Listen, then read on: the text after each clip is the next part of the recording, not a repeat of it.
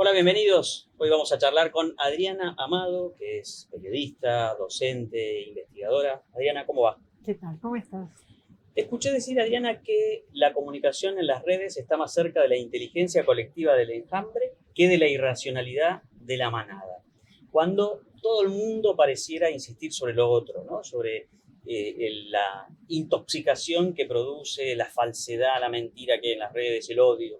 Mira, hay dos fenómenos que hay que tener en cuenta con eso. Primero, que el tema de la inteligencia colectiva es una evidencia científica. La mayor parte de los eh, papers más recientes están mostrando que incluso la capacidad de corrección que tiene el grupo, la comunidad en cuanto a detectar una noticia falsa y corregirla rápidamente es superior a la que tiene el fact-checking profesional, porque tiene una flexibilidad y una avidez, porque esto se ha corregido que quizás lo otro, que tiene su procedimiento, sus protocolos, no logra. Pero además ocurre que tenemos que entender la emergencia de las redes en este contexto en donde periodismo y política, que tenían el manejo casi dominante de la comunicación durante más de un siglo, ven que están perdiendo el control. Entonces la primera reacción es esa horda de ignorantes que están, ¿no?, desafiándonos. Cuando te pones a averiguar, te das cuenta, primero, que la mayor parte de la desinformación viene de ese grupo. Por ejemplo, las últimas investigaciones acerca de lo que había pasado con el COVID confirman que las principales fuentes de desinformación eran los mismos organismos oficiales, los medios oficiales rusos, los chinos.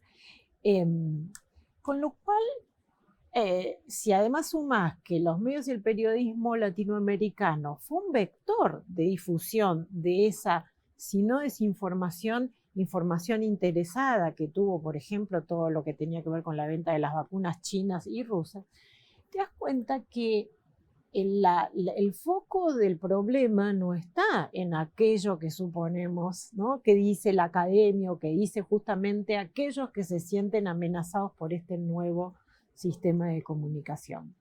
Entonces, lo de la infodemia estaba mal. Era, era tal vez al revés. Era un diagnóstico presunto. Es un diagnóstico que hizo la OMS, ni bien había empezado el tema de la pandemia, consideró que la desinformación iba a ser un problema, porque convengamos que en marzo del 2020 la incertidumbre había generado una discusión más allá de lo normal. Ahora, aún en ese pico, la información tóxica o incorrecta nunca superó la mitad. Después bajó y enseguida encontró unos niveles, los habituales, que es la mínima parte. O sea, esto no significa desconocer el fenómeno de la desinformación, sino que es un fenómeno, sino decir que es un fenómeno marginal, que está muy localizado, además, que tiene que ver con estas minorías intensas que además no las vas a cambiar por más que les des los argumentos, las evidencias. O sea, forma parte de la discusión política de siempre. Y forma parte, lo vemos, y la guerra de Ucrania lo hizo más patente, de los mecanismos de propaganda también habituales, que, habiéndose constatado en reiteradas oportunidades que la propaganda es incapaz de cambiar grandes masas, ¿no?, en lo que hace a sus actitudes y opiniones, sí es muy eficaz al generar sospecha, al generar dudas, al generar incertidumbre, que es lo que conocemos como el régimen de posverdad. Los, estos ciber de trolls, ¿existen o son una fantasía? O es el cuco, como nos asustaban cuando éramos chicos algunos en las provincias. Bueno, viste que también el cuco existe, fue operacional, te servía para que los chicos durmieran la siesta o comieran la sopa, pero no deja de ser una cuestión más mítica.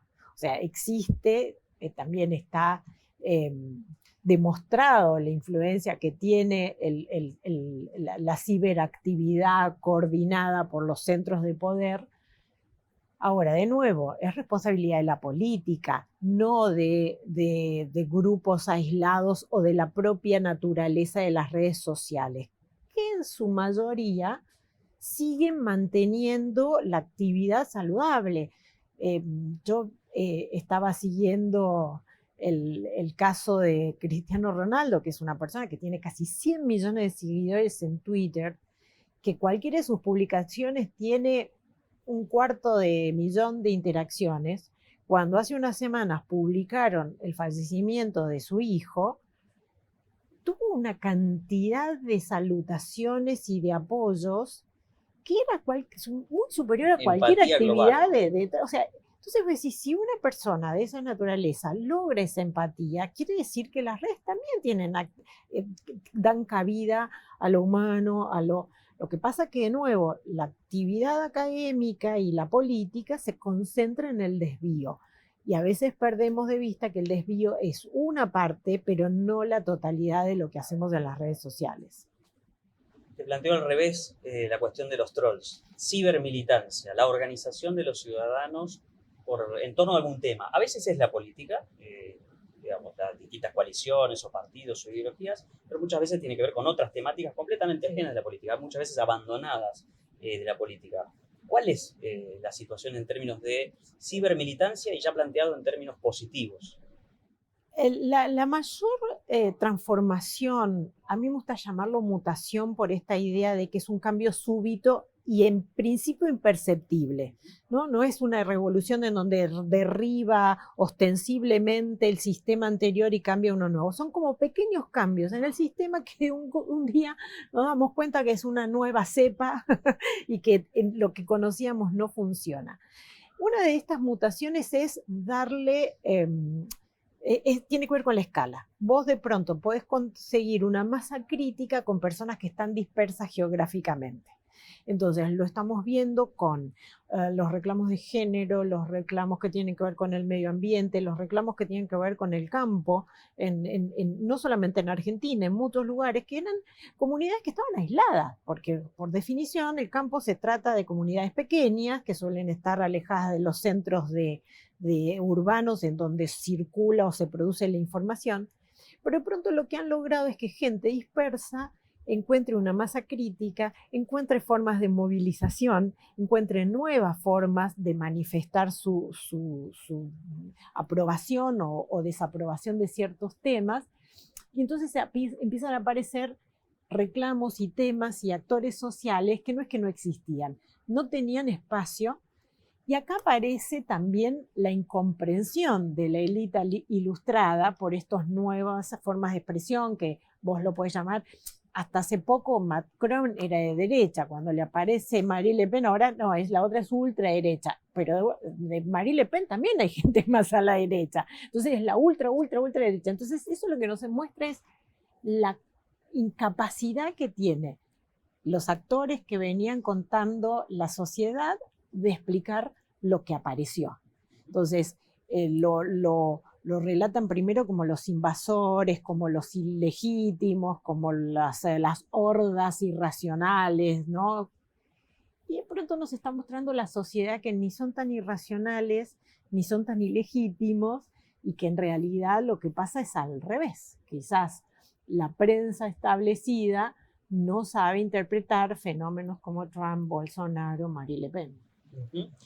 En algún momento, en esto que estás describiendo, se cristalizaron algunos conceptos en torno de la conversación en redes, como por ejemplo las burbujas de filtro, ¿no? Sí. Esta idea de que yo estoy en un microclima con la gente a la que sigo o me sigue y el algoritmo me manipula porque me da más de lo mismo que yo consumo.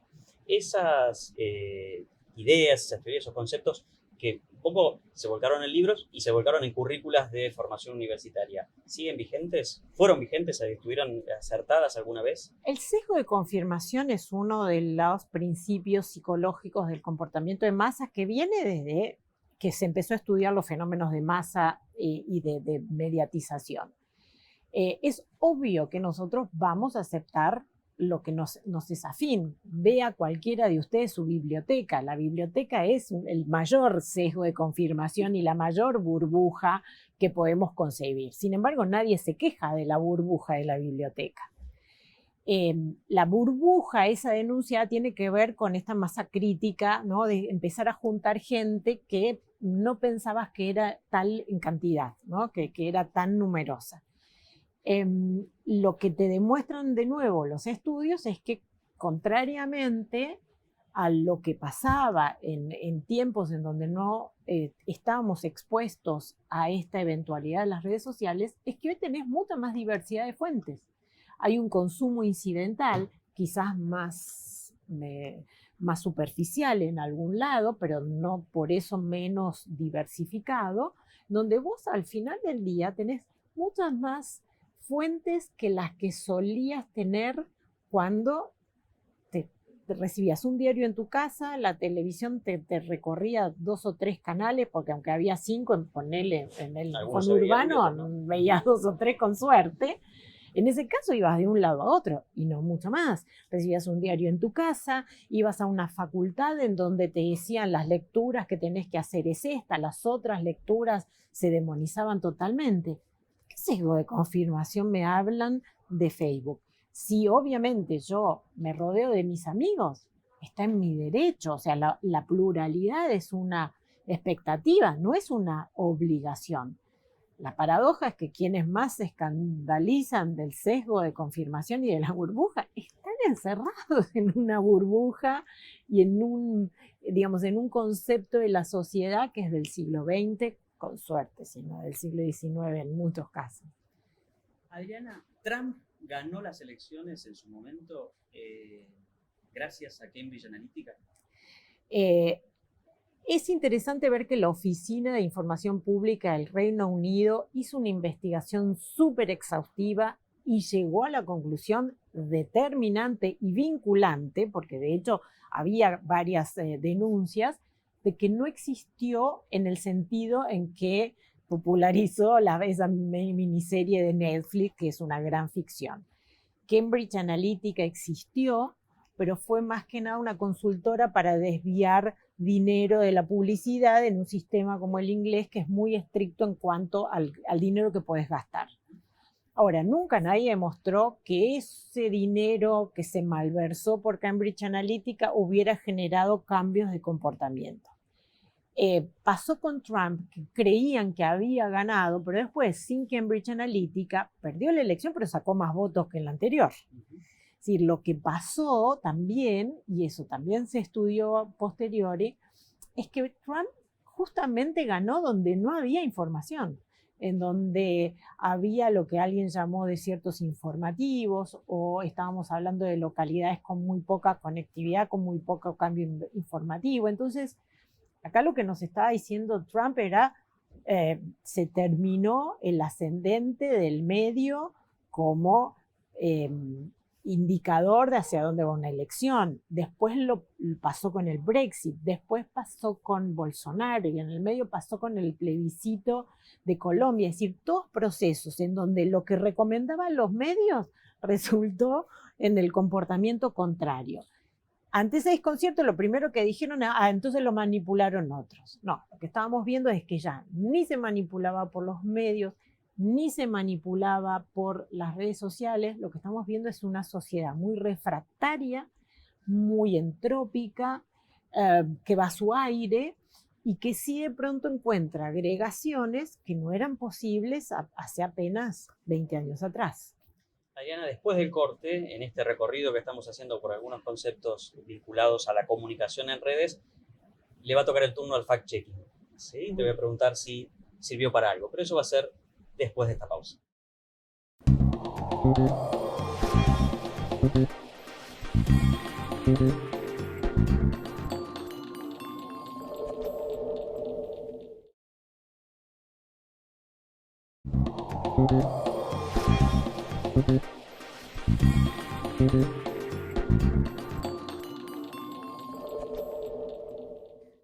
Seguimos conversando con Adriana Amado, periodista, investigadora, profesora del ámbito de la comunicación. Adriana, Primero, para recordarle a la audiencia, ¿a qué se llama fact-checking? Y después, ¿sirvió para algo? Cuando aparece la circulación de desinformación, una de las soluciones que se pensó es la detección, el señalamiento. Te diría que eso se basa en un concepto que es tan viejo como el relato bíblico. ¿Sí? En la Biblia había una frase que decía: la verdad nos hará libres. Y eso es pensar que cuando vos te expones a lo cierto, ya automáticamente eso te ilumina y por lo tanto no querés lo otro. Los estudios demuestran que el fanático, por más que le muestres evidencia, ¿no? La evidencia no cambia las creencias. Eso está visto. Y después el otro problema que tiene la verificación es que generalmente llega a la gente a la que no consumió aquello que se verificaba. Y acá te encontrás con un problema que es de la industria de la información. Imagínate qué pasaría en la industria láctea si el control de calidad de los yogures lo tuviera después que circuló el yogur por los supermercados. Si hubiera alguien que no pertenece a la industria láctea, sino que se erige como un tercero que dice: este yogur está contaminado. Lo que vas a generar es que la gente desconfíe de todos los yogures y por todo el tiempo. No sé cuándo me va a tocar uno que es equivocado. Y eso se ve en la caída que tuvo el consumo de noticias, la caída de la credibilidad de la información que es sostenida en todos los mercados. Es decir, que esta proliferación de diagnósticos presuntivos de infodemia, de desinformación, el efecto colateral es que se desconfió de todo. Y ahí es donde también, más allá de que ha sido una gran industria para los fact-checkers, porque ha sido muy subsidiado, ha conseguido muchos fondos, la pregunta es por qué no ha logrado, salvo algunas excepciones, integrarse a la industria de los medios. ¿Por qué tiene que ser a posteriori? ¿Por qué tiene que ser, digamos, con esa connotación que es riesgosa en Latinoamérica de que hay alguien, digamos, que los medios mienten o que la gente miente o que la información es algo para desconfiar? Digo, yo creo que ahí tendríamos que estar pensando ya en una segunda generación de chequeo que aporte su clarividencia y sus herramientas a que se mejore la calidad de la industria antes de que salga. Porque si no, se parece mucho a ese discurso que uno tiene en estos líderes autocráticos de que todo es error, de que todos mienten excepto su versión. O sea, ahí es donde es difícil delimitar, ¿no?, qué aporta uno y qué aporta otro. Entonces, también es un llamado de atención para mucho periodismo, ¿no? Digamos, ¿qué hizo durante todo este tiempo con esos aprendizajes? ¿Los incorporó o sigue esperando? Yo la tiro y después si la detectan y que se arreglen. Hablando de periodistas, Adriana, hay un tipo, probablemente un estereotipo, de colega periodista, no necesariamente mayor, puede ser también relativamente joven, que no tenía redes, probablemente, ¿no? Se resistió todo lo que pudo, abrió finalmente sus redes, pero las cerró a comentarios, y no conversa, no responde cuando se le señalan errores o diferentes miradas sobre lo que produce. ¿Eso tiene cura? Es curioso porque en una sociedad que quiere rejuvenecer en todos los aspectos, en el periodismo quiere ser viejo y de hecho entran en las redacciones jovencitos de 30 años y automáticamente abandonan su Twitter, abandonan sus prácticas de redes y se convierten en un editor de 60 años que reniega de estas nuevas cuestiones. Creo que tiene que ver con esta lógica de que estamos viviendo un momento de una comunicación dialógica que requiere otras competencias. El periodista fue entrenado para producir todo, producción audiovisual, producción radial, producción gráfica, pero no hay ninguna materia que sea conversación. No hay ninguna materia que sea... Por ahí en algunas escuelas de Estados Unidos está el debate, pero está más relacionado a la política que al periodismo. Y hoy el periodista es una persona que tiene que encontrar un lugar dialógico en la sociedad, por esta ventaja, porque la sociedad le va a corregir y le va a orientar acerca de la fuente adecuada mucho antes que el fact-checker o que el tribunal de ética o que el jefe de prensa del presidente que lo llama para decirle que está equivocado, ¿no? ¿Y dónde se aprende a conversar? Alguna vez ya te lo pregunté. Creo que en tu último libro, Las metáforas del periodismo, recorres bastante. Es un libro interesante para colegas porque parece ir a contramano de mucho de lo que está instalado, se dice. Donde un periodista, alguien que se está formando o alguien que necesita transformarse, aprende a conversar con las audiencias, con los públicos, con las fuentes incluso de cara al público. Es interesante porque las nuevas generaciones, pensá que ya no son nuevas, ¿no? Es como los jóvenes de la política, ya son 40, pero quiero decir, de los millennials y los Gen Z para acá, que son mayoría en Latinoamérica, son grupos que ya se criaron en un espacio dialogal, ¿no? El videojuego es un espacio por definición participativo.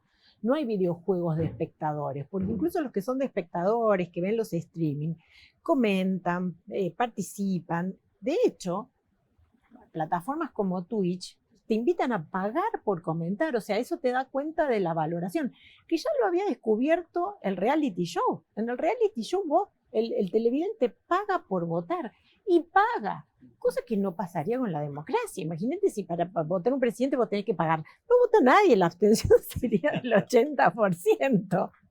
Pero en los videojuegos la gente vota y paga por participar y por jugar y por estar en las partidas donde están todos. Lo que pasa es esto que te decía, después entran las redacciones y dicen, no, esto es televisión. Entonces la televisión está de espalda al público. El público se lo imagina sentado comiendo una pizza con las manos ocupadas en los cubiertos. Es somero el público, ¿no? Exactamente. Pasivo completamente. Exactamente. Y cambió, no es más así. Está más cerca de Lisa Simpson, que es un personaje un poco molesto porque tiene siempre una opinión formada de todo. Que en un punto es incómodo. Y ese es el primer entrenamiento. Entender que esa conversación o esas observaciones es parte del ambiente, que no podés enojarte por todo, que no puedes tomar a personal toda esa cuestión, pero sí te está diciendo algo de lo que vos estás haciendo. Y también te está hablando de la burbuja en la que estás. Entonces, claro, un periodismo que estaba entrenado para creer que toda la población era su público, descubrir que su público a veces entra en una sala de cine, con suerte, es frustrante. Nos decís, mira, háblale a estos son, y si te están diciendo que vas por ahí, y bueno, por ahí te están marcando qué temas, qué enfoques le interesa. Y a veces ese, ¿no? Como una herida narcisista, entender que ni es el periodista ni es el medio el que baja, sino que es esta mutua interacción con las audiencias la que te va marcando quiénes son. Entonces, ¿dónde se aprende? En realidad venimos ya de generaciones que saben conversar. El problema es que estamos todavía en un régimen anterior que no admite la incidencia. Probablemente a conversar se aprenda conversando, ¿no? Y para eso hay que animarse a participar más en redes. Esa es un poco mi pedagogía, ¿no? Digamos, yo lo que estoy tratando, hace mucho que vengo capacitando desde Info Ciudadana periodistas de toda Latinoamérica, y hace más de 10 años que yo tomo examen por Twitter. Mis exámenes de todas las materias, incluso de los posgrados, son por Twitter. La gente al principio le agarra, viste, como el pánico. Y ¿sabes qué? Ahí es donde vos te medís. O sea, no en el confort de un examen que solo va a leer una persona. Vos sos periodista, con lo cual si no sos capaz de defender una tesis académica delante de todo, y entonces no estás entendiendo cuál es tu misión. Adriana, ¿la autenticidad es un valor clave de este tiempo? Sí, porque la credibilidad se convirtió en el objetivo final, ¿no? Cuando estamos hablando de los fact-checkers o de la calidad de información, ¿cuál es el objetivo? Si vos la manipulación de conciencias como que se creía en la propaganda del siglo XX ya no es posible, lo mejor que podés es consolidar tu audiencia, tu comunidad, tu grupo de fans, tus votantes, desde la confianza y la credibilidad. Y en un ambiente en donde todos somos visibles, la credibilidad no lo tiene el que se hace visible como pasaba en el siglo pasado. La credibilidad la tiene el que puede ser coherente entre lo que es y lo que muestra, sabiendo que no solamente es lo que mostramos, sino las fotos que nos están tomando acá terceros, que en algún momento publicarán sin que yo sepa, y en la medida en que esté coherente con lo que yo publico, por otro lado, yo seré más creíble. Entonces, esta lógica de cambiar la visibilidad por la credibilidad también es esa mutación sutil que ya nos puso en otro lado. Y esa es la virtud de estos nuevos personajes masivos, no sé, del tipo Ibai, Llanos, es esa mostrarse de golpe como son. De hecho, lo dice, ¿no? Totalmente. Y de hecho no hacen nada. Porque si vos te pones en sus sesiones, en sus streaming, no es que están, hoy vamos a hacer el programa de tal cosa, hoy vamos a hacer el tema tal otra. No, los ves gente hablando de cualquier tema, incluso de temas que nunca entenderás, pero que vos asistís porque se resulta entretenido ese intercambio. Y eso te da como una base de confianza y de espontaneidad del que debería aprender mucho el periodismo, que es súper acartonado y súper, ¿no? Viste que también otra de las cosas que decían, no, porque en Instagram todo el mundo es falso. Ustedes no entraron en un estudio de televisión que estamos todos pintados como puerta, con ropa prestada, con unas luces que no tenés en la vida normal. Eso, la televisión era la mentira. Adriana, muchas gracias. Un placer. Hablábamos con Adriana Amado, periodista, investigadora, docente, y nosotros nos vemos la próxima. Muchas gracias.